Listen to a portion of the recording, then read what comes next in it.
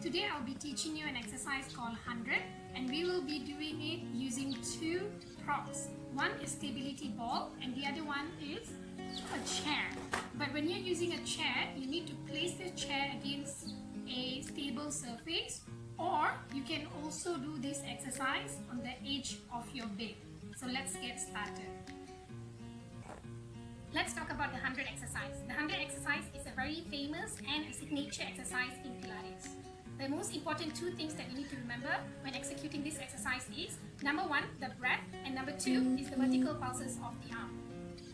Let me explain to you about the breath. It is advised to breathe in through the nose for a count of 5 and breathing out through the mouth in a pursed manner for a count of 5. Let me demonstrate that to you once. So I'm going to breathe in 5 and breathe out. So this is how you'll be continuously doing this breath for a continuous 100 pulses. At the same time, you need to do a vertical pulses of your arm matching with this breath. So let me teach you how to do the vertical pulses of the arm from the side view. So as you can see here, whenever you're doing the pulsing of the arm, it is advised to keep your spine in a neutral position and sitting up nice and tall while engaging the core so that the pulses will not disrupt the stability of your entire body. So you're going to keep your arms loose and straight, reaching towards the ground, and just think like you're pulsing to the back without gripping on your armpit.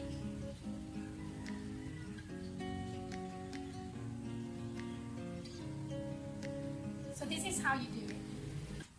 I'm going to demonstrate to you the chair version. Make sure you have placed the chair against a solid surface and a steady surface where the chair is not going to be moving. Or you can also do it at the edge of the bed. The first version is having the head and the shoulder on the chair. So you're going to put your hand to support and just move yourself slightly forward and try to rest your shoulder and your head on the chair. Okay?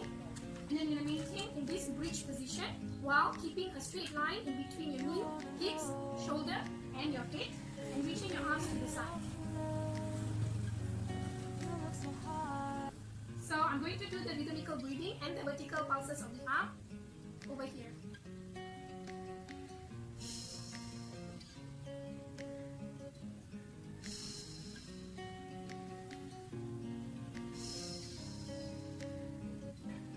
Now I'm showing you the other modification where you keep your head and your shoulder curled up to maintain a challenge on your abdominal while keeping that straight line in between your knee, hips as well as your ribs. You can do the same pulses and the breathing.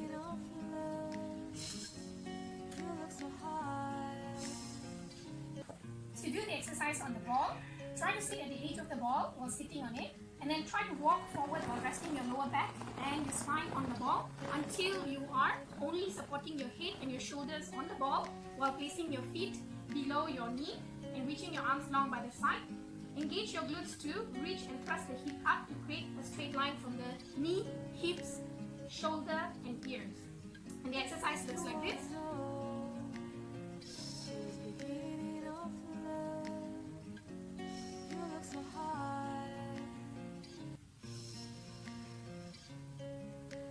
This is the other version where your head and your shoulder is curled up to challenge the abdominal while also doing the pulses, controlling the bounce on the ball.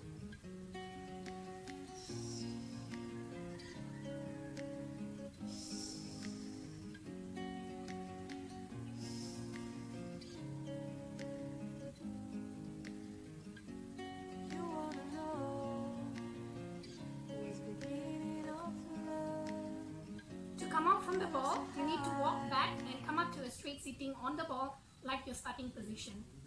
Walk slowly to the back, push yourself and come back to a vertical sitting at the edge of the mat.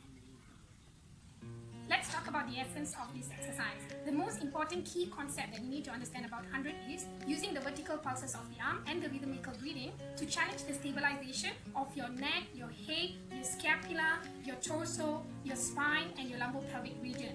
So this perturbation will challenge all your core muscles and the deep stabilizers to maintain a neutral position throughout the exercise. Therefore, this exercise will be great for people who have injuries as well as discogenic or degeneration problem at the level of neck spine or the lower back spine. It will be great for people who have any shoulder injury or would like to work on the stabilization of their scapula, and you can give it a try also to challenge the endurance of your core muscles and your abdominal muscles in order to strengthen them.